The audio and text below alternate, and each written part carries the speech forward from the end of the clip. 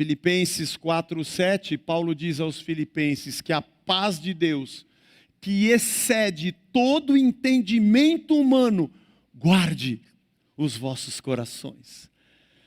Não, está fora da lógica. Tudo isso que eu estou dizendo a você aqui está fora da lógica. Qualquer pessoa que mora em Roma vai te dizendo, não é assim. Qualquer pessoa que mora nessa Roma vai trazer para você um imperador vindo dos céus. Qualquer pessoa que mora nessa Roma vai dizer para você que você só terá paz se você entender o que você precisa fazer aqui em Roma. Na Roma de hoje, uns vão puxar você para apoiar Herodes, outros vão puxar você para apoiar Pilatos, mas é tudo Roma. E você vai passar por cima de gente para apoiar o sistema. Você vai abraçar o império e vai mandar o teu irmão para a cruz. E vai se sentir em paz, porque a Pax Romana te satisfaz. Nós estamos na mesa com Jesus, João 14. Falamos que essas palavras de Jesus aos seus discípulos são o seu discurso de despedida. É na mesa que ele diz que um vai trair, o outro vai negar. É nessa mesa onde Jesus também diz aos discípulos que eles seriam conhecidos pelo amor que tivessem uns com os outros. É nessa mesa também, semana passada falamos que Jesus, além de dizer, eu sou o Pai e o Pai sou eu, quando Filipe pergunta, mostra-nos o Pai, ele diz, quem vê a mim vê o Pai. Jesus é Deus em carne. E é nessa mesma mesa que ele também diz que ele vai, mas ele volta e não os deixará órfãos, porque o seu Espírito estaria em nós e entre nós, entre os seus discípulos e em seus discípulos, nos seus discípulos. Dizendo que nós não deveríamos atribular o nosso coração e nem nos preocuparmos. E agora o texto prossegue, ainda no capítulo 14, no verso 27, nessa mesma mesa, verso 27 até o final do capítulo, ele diz assim, deixo com vocês a paz, a minha paz lhes dou. Não lhes dou como o mundo a dá. Que o coração de vocês não fique angustiado nem com medo. Vocês ouviram o que eu disse. Vou e volto para junto de vocês. Se vocês me amassem, ficariam alegres com a minha ida para o Pai, porque o Pai é maior do que eu. E isso eu falei agora antes que aconteça, para que quando acontecer, vocês creiam. Olha que interessante, eu estou falando isso antes que aconteça, para que quando acontecer, vocês creiam. Já não falarei muito com vocês, porque aí vem o príncipe do mundo, e ele não tem poder sobre mim. No entanto, faço isso para que o mundo saiba que eu amo o Pai, e que faço o que o Pai me ordenou. Levantem-se, vamos sair daqui. Senhor, obrigado pela Tua palavra, pelo Teu Evangelho. Nos ensina, Deus, nesta manhã, que sejamos edificados, abençoados, alimentados por ela, e a Tua paz nos tome. É a nossa oração em nome de Jesus. Amém. Deixo-vos a paz. Em algumas outras traduções, a tradução que eu mais gosto é a Revista Atualizada. Eu deixo-vos a paz. A minha paz vos dou. Não dou como o mundo a dá. Jesus oferece uma paz para nós diferente daquela que o mundo nos oferece. Aliás, a palavra mundo aqui é a palavra cosmos. A palavra cosmos significa ordem. Nós traduzimos como mundo, sim, é isso mesmo. Mas ela carrega consigo um conceito de que é a ordem das coisas que vemos. Não apenas a materialidade do mundo. Ele não está dizendo, eu dou uma paz para vocês que a terra e as pedras não podem dar, ou que a praia não pode dar. Ele não está falando apenas da materialidade, da natureza ou do mundo existente. Ele está dizendo, eu deixo para vocês a minha paz, mas não do jeito que a ordem estabelecida dá. Eu estou dando para vocês uma paz de que esse mundo, na sua lógica, não pode oferecer para vocês. Lembre-se que desde a queda, desde o Gênesis, que o mundo entrou em desordem. Você se lembra em Gênesis 1:1, quando Deus diz, Moisés escreve, no princípio criou Deus os céus e a terra era sem forma, vazia. Deus vem e diz, haja luz, e parece que ele vai ordenando as coisas. Ela era sem forma e vazia. Nós costumamos dizer que era uma ordem caótica, e ele diz, separa as águas da terra, o sol, a lua, os céus, o firmamento, os animais marinhos, as plantas, e assim parece que Deus ordena tudo o que existe. E Deus diz ao homem, isso aqui vai te servir, vai te alimentar, isso aqui vai ser bom para você, você vai plantar e vai colher e vai ser feliz. Essa aqui é a mulher, é carne da tua carne, osso dos teus ossos, vocês vão se multiplicar, isso aqui vai ser uma alegria, até o dia em que o homem peca. E o pecado humano significa a escolha ontológica do homem. O que é isso, Zé? É o cabeça da raça, como se decidisse que tipo de raça nós seremos. Gente que tem um Senhor que lhe diz o que é o bem e o que é o mal, ou gente que por si só, sendo Deus de si mesmo, diz o que é o bem e o que é o mal. O pecado fundamentalmente é isso. É Deus sendo tirado da existência e o homem decidindo o que é o bem e o mal. Aqui nós dizemos que o mundo volta ao caos.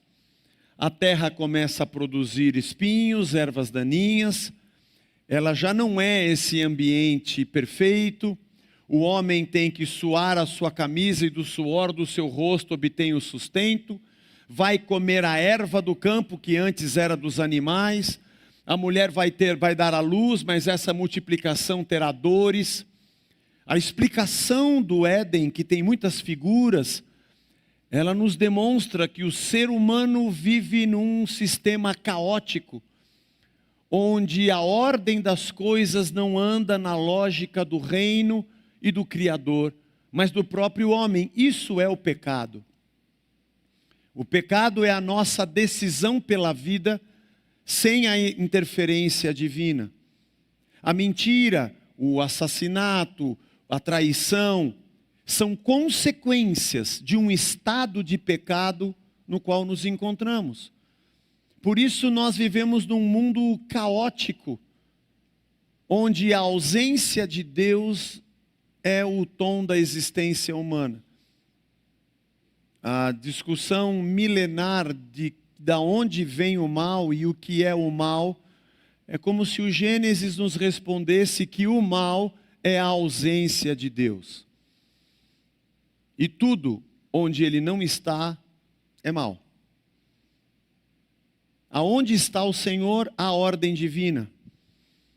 Quando conhecemos a Cristo e conhecemos o seu Evangelho e o reino de Deus, nosso arrependimento e processo de santificação é um processo onde a ordem do reino nos invade.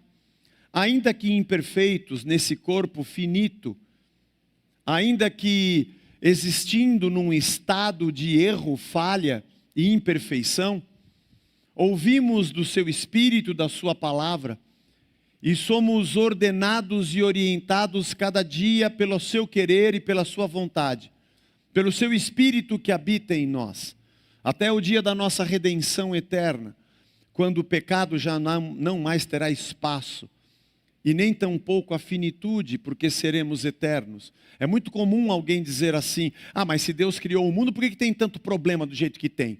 Porque esse não é o mundo de Deus. Isso é o que sobrou depois que o ser humano disse para Deus, eu decido o que é o bem e o mal. Isso é o que sobrou do mundo e da criação depois que nós decidimos o que a gente faz com essa vida.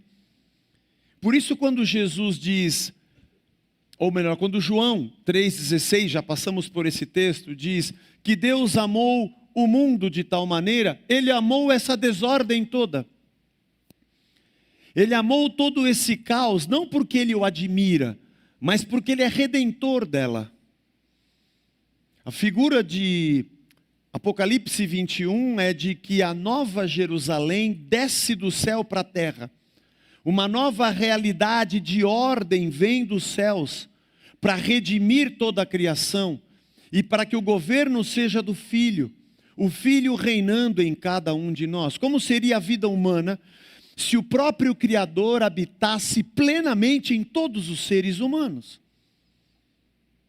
Essa é a lógica. E assim o mundo vive na desordem e Jesus diz, eu ofereço a vocês uma paz que esse caos não consegue oferecer. E é interessante que o próprio João, esse João, na sua primeira epístola, capítulo 5, verso 19, eu não vou ler aqui, mas ele diz que o cosmos, essa ordem caótica, o mundo jaz no maligno. Sabemos que não tem nada que o diabo não ataque e não domine nesse mundo. O mundo jaz no maligno, está sepultado nele. Ele já acabou. O que nós estamos enxergando já acabou. O que nós estamos vendo já foi. E a ressurreição de Cristo é a solução da existência. E ali na cruz, a regência do caos encontra o seu fim na ressurreição do Filho. Na nova lógica da vida, onde Jesus ressuscita e os seus discípulos demoram para reconhecê-lo, onde a sua condição humana e material atravessa a parede do cenáculo e ele diz, paz seja convosco. E depois ele desaparece. Anda com os discípulos a caminho de Emaús, que não o reconhecem quando ele parte o pão e depois ele vai. É como se uma realidade perfeita e eterna, intrusa na nossa realidade caótica, gritasse para nós que a solução do mundo é a ressurreição. É a nova vida. O que te traz paz? O que faz você respirar fundo e falar, graças a Deus.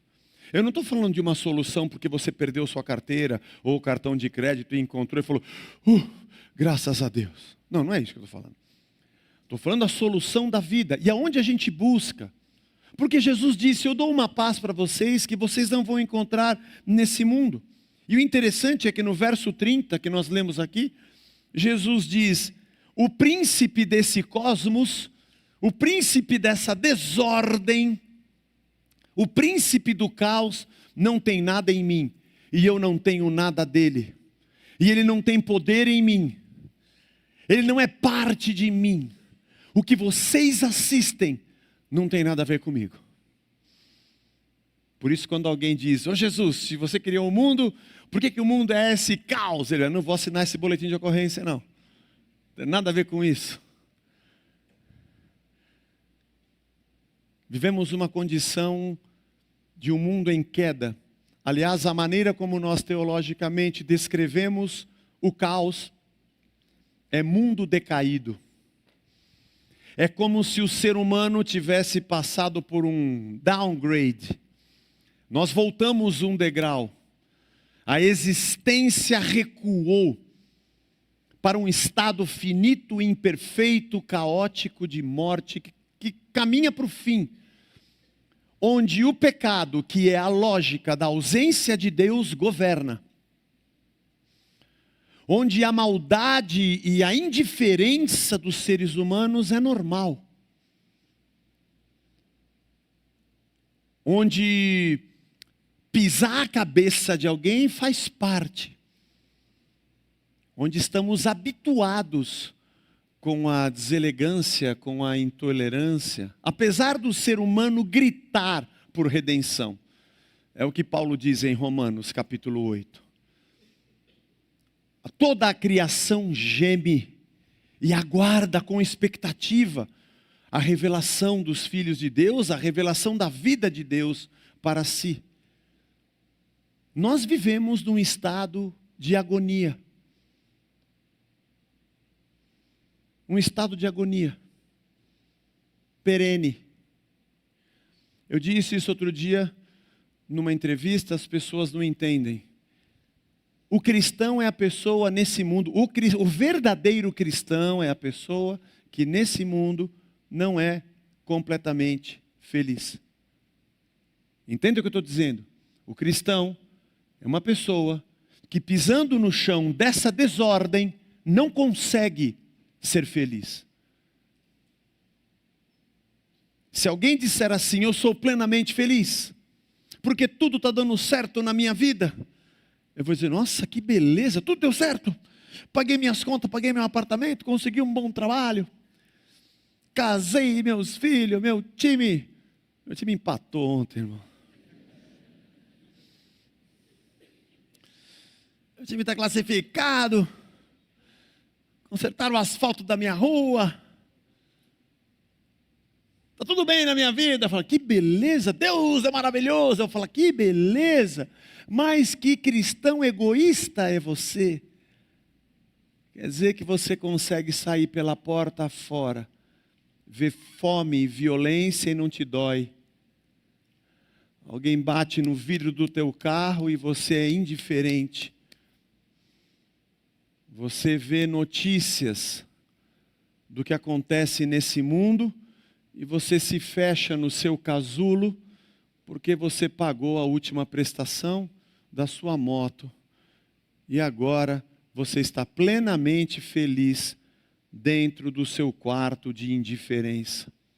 Isso pode acontecer com qualquer ser humano, mas o verdadeiro cristão, ele sente a dor da terra.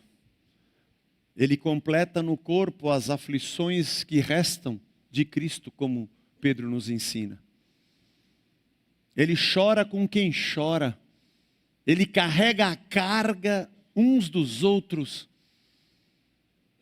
Ele sente a dor do outro em si. Porque de verdade, ele não se contenta com esse cosmos que é um caos.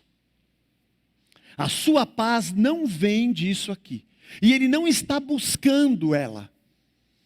Ele não está buscando a Deus para que Deus lhe dê paz aqui, porque Deus está dizendo, mas a minha paz não é desse mundo. Eu tenho uma paz para você, mas ela não é desse lugar.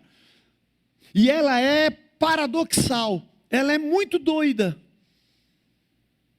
Porque a gente vive nesse caos em paz. E a nossa paz não vem de nada dessa terra. Ela continua em desordem. Ela continua caótica. E se alguém perguntar, o que você acha disso? Eu falo, isso aqui é um caos.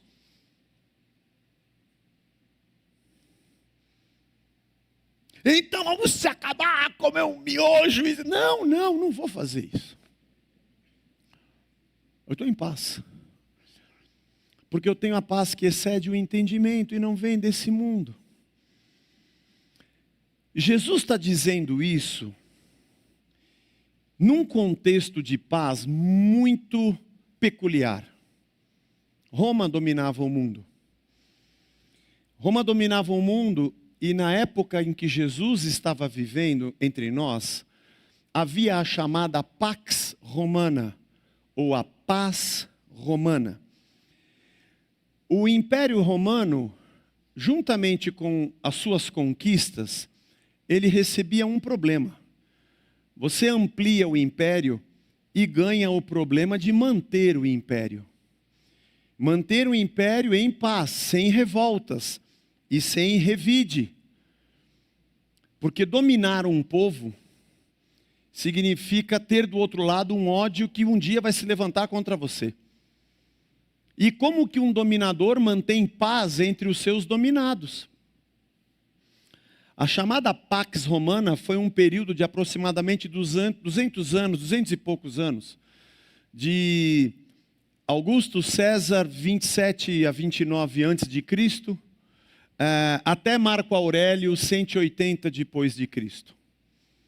E o que acontecia é que Roma colocou uma série de dispositivos políticos para manter a pax romana, para manter a paz em Roma. Obviamente que Roma desejava riqueza, crescer e expandir. Eu quero ter o que você tem, a título de ser melhor do que você. Isso não mudou hoje, continua igual. Eu vou entrar aí na tua terra e vou dominar você. Por quê? Porque eu quero. Mas quem te deu o direito disso? Eu mesmo, eu sou Deus aqui. Mas quem disse que você é Deus? As minhas armas. Você tem igual a mim? Não, então fica quieto que eu vou entrar aí. Não era diferente naqueles dias. Roma tinha um poderio invejável. A Pax Romana era um sistema de dominação que deixava uma pseudo-paz nos seus territórios. Os deuses, dentre os deuses do panteão romano, um deles era Marte. Aliás, havia um lugar chamado Campus Martis, que era o campo de Marte, que era o lugar onde se fazia sacrifícios. Eles ofereciam sacrifícios a esse deus Marte, pela paz, pela harmonia e pela prosperidade do império. Nos dias de Jesus também havia o culto ao imperador. César era tido como um enviado dos deuses para o mundo. Os povos dominados deveriam aclamá-lo, aplaudi-lo, venerá-lo e se submeterem a ele como se submete um devoto a uma entidade divina. Então Roma promovia uma pseudo-paz por uma dominação política e também religiosa, porque os povos dominados ficavam sob o comando de César, pagando impostos a César, ao mesmo tempo que se curvavam aos deuses de Roma, e assim a paz estava mantida.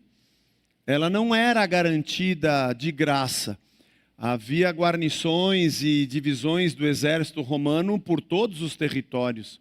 Uma terra ocupada recebia os soldados romanos que mantinham, entre aspas, a paz. O exército daquela terra era vencido, os homens eram mortos, as crianças comercializadas como escravos e as mulheres eram violadas. Nem todos os homens eram do exército, então alguns deles ainda viviam, mas quase que sempre nos povos dominados, a maioria das famílias perdia a sua pequena terra, onde produzia para a sua subsistência. Muita gente entrava para a condição de ser mendigo. A mendicância era algo comum naqueles dias. E desciam na escala da sua posição social e financeira, porque afinal de contas Roma estava ali fazendo o domínio. A escravidão não era um detalhe dentro do Império Romano, a escravidão era o sistema. O sistema era dominar. E o incrível é que as vozes que se revoltavam contra isso eram brutalmente silenciadas, por isso havia crucificações. As crucificações eram um exemplo para quem estivesse olhando um crucificado, eles eram crucificados pelo caminho para mostrar que é o que acontece com quem se levanta contra. Aliás, quando os saduceus e religiosos levaram Jesus para ser interrogado por Pilatos, a acusação é que ele diz que é rei, está querendo acabar com vocês aqui com o império. Nós não, nós estamos com vocês. É por isso que Pilatos pergunta, você é rei ou não é? Jesus fala, é você que está dizendo, meu reino não é desse mundo.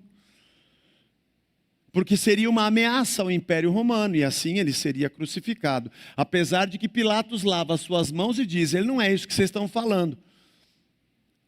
Mas a religião consegue ser muito mais violenta do que os impérios.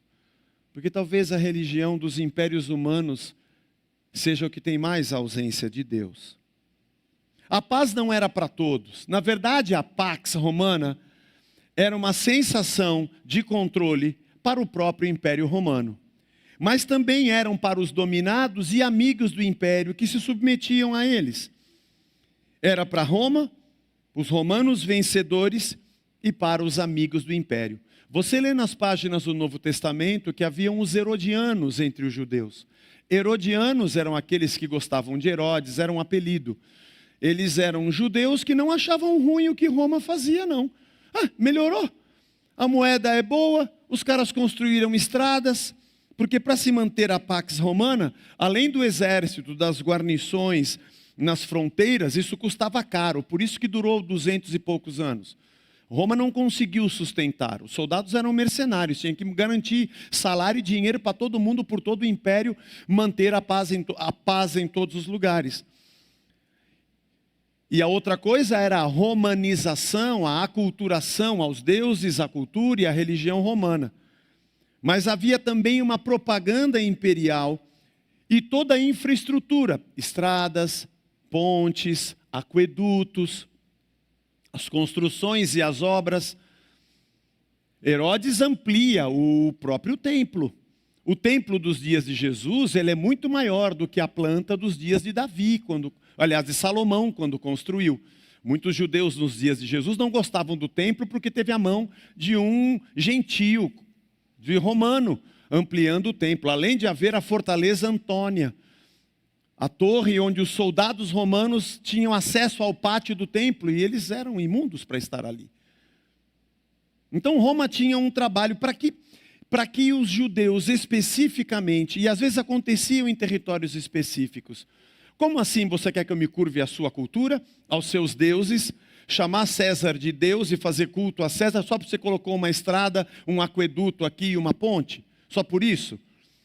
Então havia negociação em muitas províncias e muitos povos dominados. No caso dos judeus, para manter a Pax Romana, fica com o templo. Os saduceus, só que a gente escolhe o sumo sacerdote, lembra? Havia Anás e Caifás, nunca teve dois no Antigo Testamento, era um acordo com Roma, era sogro e genro. E vocês mantêm o comércio do templo, e eu deixo vocês fazerem câmbio de moeda. Jesus expulsa os cambistas, eles trocavam dracmas e denários por ciclos. Era um banco.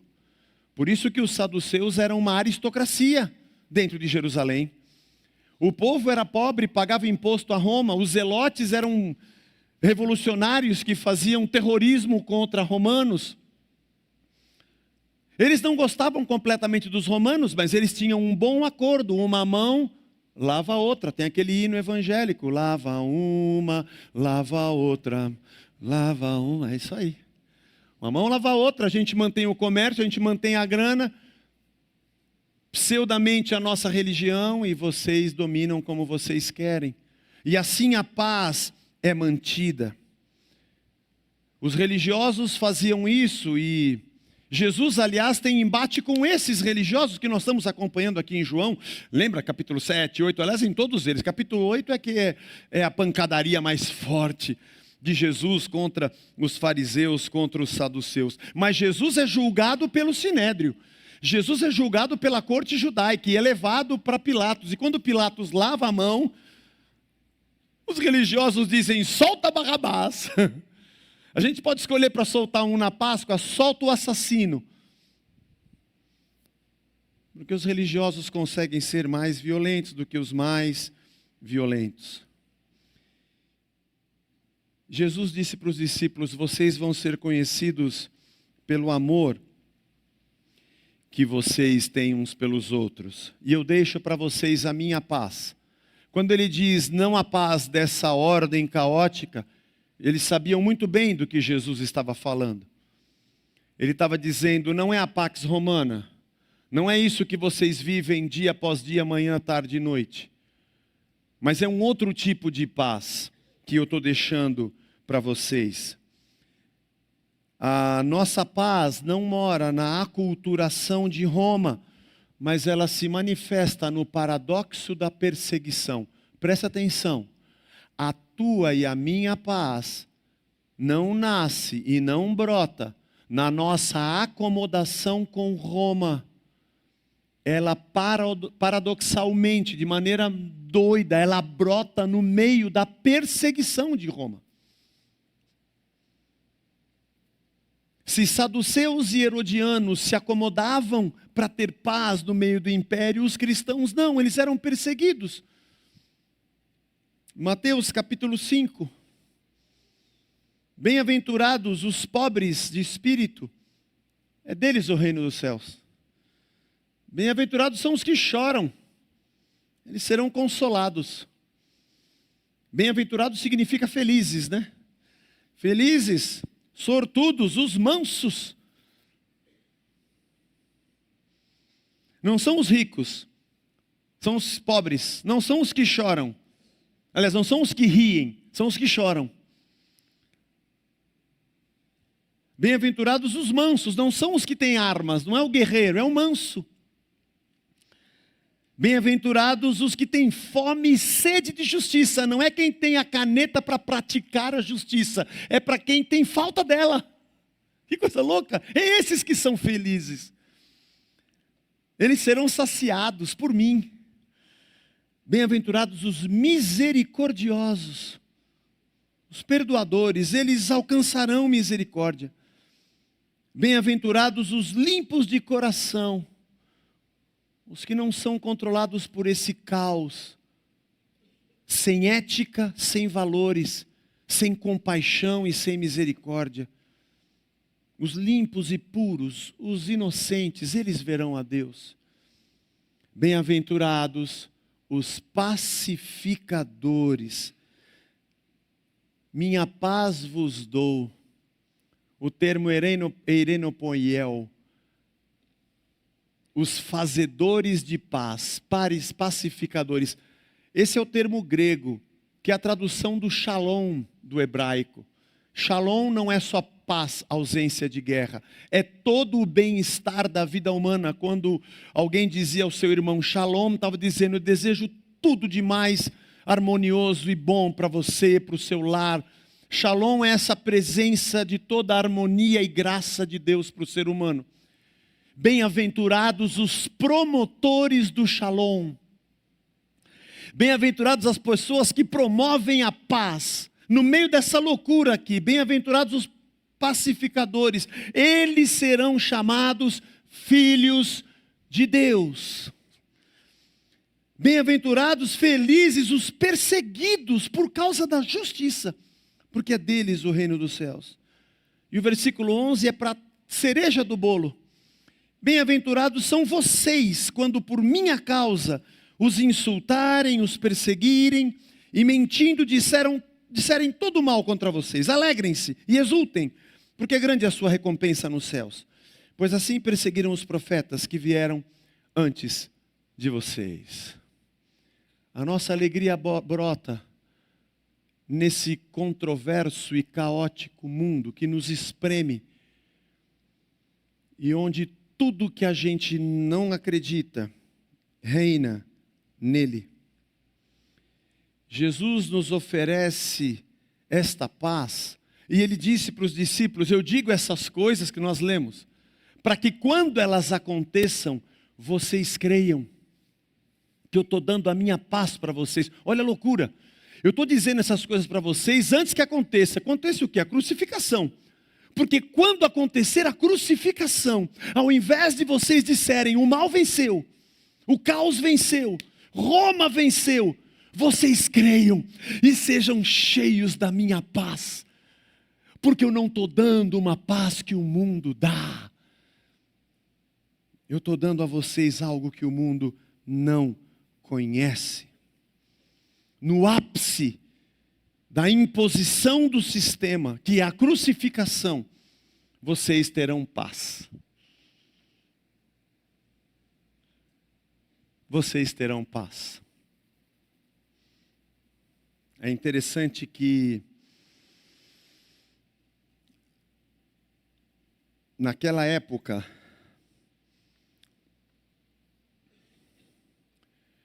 as pessoas abraçariam um modelo romano de dominação para que pudessem ter a Pax Romana.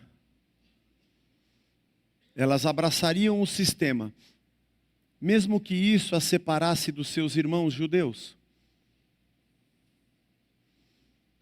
Mesmo que eu veja irmãos judeus sofrendo, eu digo sim para Roma, porque eu escolhi o sistema, não as pessoas. E escolher o sistema era criar uma casca no seu sentimento de amor e misericórdia. Porque a Pax Romana, para ser estabelecida, Roma vai passar por cima como um trator. Vai desterrar, vai matar gente no exército, vai vender crianças como escravo e vai violar as mulheres.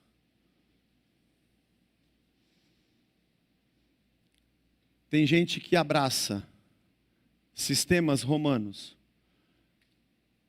dando de ombros, se ele passa por cima de seres humanos. Da onde vem a sua paz? A paz que o mundo dá? O que nós estamos lendo aqui é muito, muito profundo, porque isso permanece até os dias de hoje. Esse modo de operação humana, caótico da realidade, permanece até os dias de hoje. No meio da religião, nós vamos encontrar herodianos e vamos encontrar saduceus. Você sabe que não se podia sacrificar a outro Deus, porque o imperador era o Deus. A maneira como os judeus mantiveram o seu sacrifício era num pseudo-compromisso. Então vocês sacrificam ao Deus de vocês, que é um dos deuses, em favor do imperador. Tudo tem um acordo e um jeito de se fazer. A verdade é que evangelho é uma coisa, religião é outra. Vida no evangelho é uma coisa, religião é outra coisa. A religião daqueles dias se acomodou a César, a Pilatos, ao sistema, mesmo que isso passasse por cima de pessoas como o próprio Jesus, Filho de Deus. E na escolha dela, religião, solta Barrabás, porque a gente é que escolhe quem é o bem e quem é o mal. Desde o Éden e da queda, que o homem ainda acha que pode decidir o que é o bem e o que é o mal. Isso não é o pior. O pior é quando esse sacerdote quer convencer o povo de que César é mesmo o enviado dos deuses.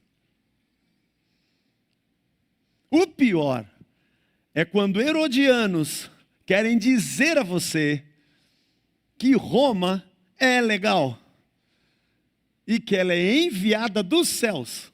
Melhor do que a Nova Jerusalém é a antiga Roma. Esse é o pior. Jesus fez paz pelo seu sangue. Está em Colossenses 1:20. Pelo seu sangue, ele desfez a inimizade entre Deus e o homem. Porque a paz de Cristo está no sacrifício da cruz.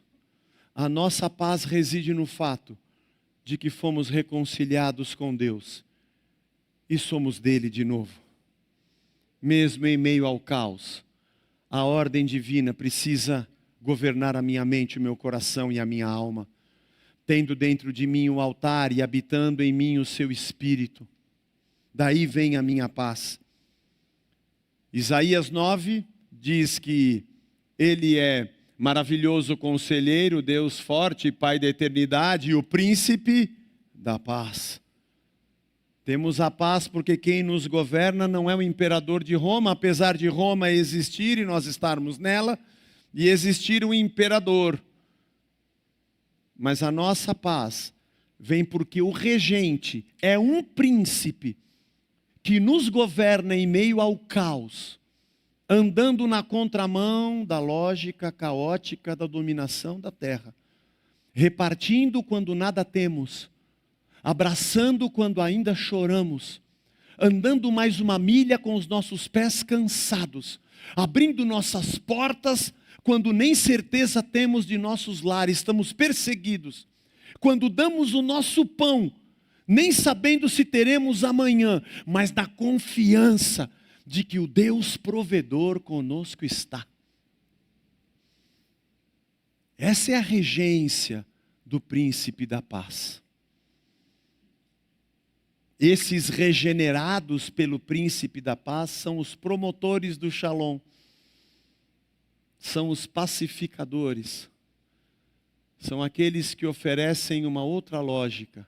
E como eu sempre digo aqui, no metro quadrado que ele pisa, reina o reino. Mesmo que isso lhe custe a vida, no paradoxo da perseguição, ele encontra a verdadeira paz. Filipenses 4:7, Paulo diz aos filipenses que a paz de Deus, que excede todo entendimento humano, guarde os vossos corações. Não, está fora da lógica. Tudo isso que eu estou dizendo a você aqui está fora da lógica. Qualquer pessoa que mora em Roma vai te dizendo, não é assim. Qualquer pessoa que mora nessa Roma vai trazer para você um imperador vindo dos céus. Qualquer pessoa que mora nessa Roma vai dizer para você que você só terá paz se você entender o que você precisa fazer aqui em Roma. Sabe que havia disputa entre Herodes e Pilatos. Estavam brigados, eles fizeram as pazes no dia que Jesus foi crucificado. Na Roma de hoje, uns vão puxar você para apoiar Herodes, outros vão puxar você para apoiar Pilatos, mas é tudo Roma. E você vai passar por cima de gente para apoiar o sistema. Você vai abraçar o império e vai mandar o teu irmão para a cruz. E vai se sentir em paz, porque a Pax Romana te satisfaz. É a difícil oração de dizer, me leva, Senhor, mas eu não vou me curvar a outro. Eu já tenho um rei, não preciso de um imperador. Bem-aventurados os promotores do Shalom, que promovem a paz em meio à perseguição. Você está inquieto e ansioso, porque você passa o dia dentro disso aqui, ó, ouvindo guerra, guerra, guerra e rumores de guerra, de Pilatos contra Herodes e Herodes contra Pilatos. Porque Herodes mandou Herodes Filipe, o seu irmão, para Roma, ficou com a mulher dele, Herodias, e depois matou o João Batista. Esse cara não presta, melhor é o Pilatos, coitado do Herodes Filipe. A gente nem fala do Lisânias, porque ele está em outra região, porque eram 4. Você fica o dia inteiro vendo isso, né? É o dia inteiro chegando mensagem para você de que o mundo vai acabar nas mãos de Pilatos, o mundo vai acabar nas mãos de Herodes. São outras pessoas da sua comunidade de fé dizendo que se você está com Pilatos, você vai para o inferno. E outros dizendo que quem é de Deus é Herodes. É tudo César. E é por isso que a gente não tem paz. Porque a gente continua procurando a Pax Romana. A gente continua tentando achar na lógica desse mundo e dessa terra uma paz que só Jesus pode dar. E vou dizer a você, nós vamos continuar morando em Roma. Sabe o que é isso aqui, ó? Vamos fazer meme disso aqui. Sambar miudinho. Nós vamos ter que sambar miudinho. Porque é flecha para cá e paulada para lá. Geralmente, dos domésticos da fé. Porque geralmente a maior guerra vem da própria religião. Que é quem manda prender nós e soltar Barrabás. Aonde está a nossa paz? Jesus disse, de novo, não se turbe o vosso coração. Eu deixo para vocês a minha paz. Não é a Pax Romana que vocês estão acostumados.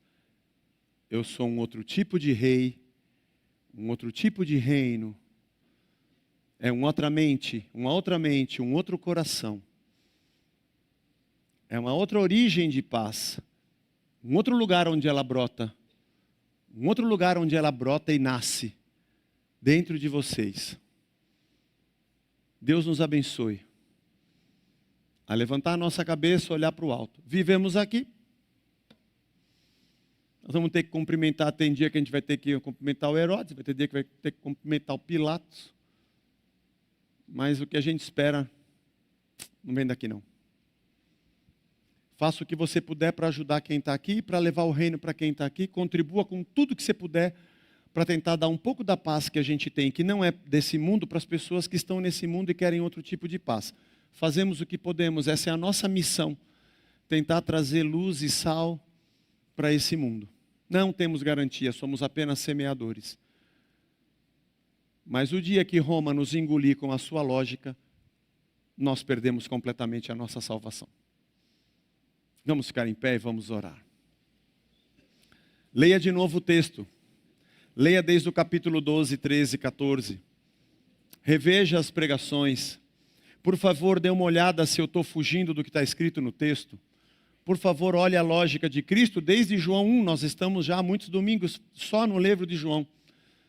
Ele está dizendo para nós quem é Jesus. Por favor, leia você sozinho, nem veja as pregações. Tente enxergar quem é esse Cristo. E se por acaso você achar que não é nada disso, Deus te abençoe, siga. Mas a gente tem que descobrir onde é que está o Filho de Deus e andar com Ele. Eu espero que eu esteja certo. E se eu estiver louco, eu quero continuar nesse hospício. Senhor, obrigado por essa manhã. Obrigado pela Tua palavra. E a gente poder entender o que era a paz que havia nos dias de Jesus, qual era o cenário da paz romana. Isso nos ajuda a tentar entender o nosso cenário hoje, que é muito parecido. Nos ajuda, Senhor, porque para qualquer lado que a gente olha, a gente não encontra paz. E a gente se alimenta dia e noite da lógica dessa terra e continua mais angustiado, belicoso, agressivo e violento, fazendo da nossa religião pior do que o caos da terra. Crucificando o Filho de Deus e soltando Barrabás. Senhor, nos ajuda a entender profundamente aquilo que o Teu Evangelho nos ensina, sobre o que é a Tua paz, o quão bem-aventurados são os promotores dela, o que é a Tua obra da cruz e a Tua reconciliação que nos pacifica, a presença do Teu Espírito, como ouvimos semana passada, e o Teu reino que impera e guia toda a nossa lógica de vida. Dá-nos a Tua paz, não como o mundo dá. Sacia, Senhor, a nossa sede. Cura, Senhor, a nossa angústia. Mata, Senhor, a nossa fome, porque a gente procura a vida em todo lugar e não encontra, ela está em Ti. Habitas em nós pelo Teu Espírito, Tu és Deus. Guia-nos, Senhor. Salva-nos de nós mesmos, salva-nos de Roma. Porque a sua lógica continua até hoje aqui. Liberta-nos, Senhor, dos impérios das trevas. E ainda que vivamos nessa cidade, vivamos aqui, com a cabeça em outro lugar e o coração em outro lugar, e que possamos ser semeadores da Tua verdade. Sejamos bem-aventurados por sermos pacificadores, segundo a Tua lógica e não a dessa terra. Leva a gente para casa debaixo da Tua paz, traz a gente de volta no próximo domingo, dá-nos uma semana de proteção, abençoados pelas Tuas mãos. É a nossa oração em nome de Jesus. Amém. Amém. Deus nos abençoe. Dê um abraço no seu irmão.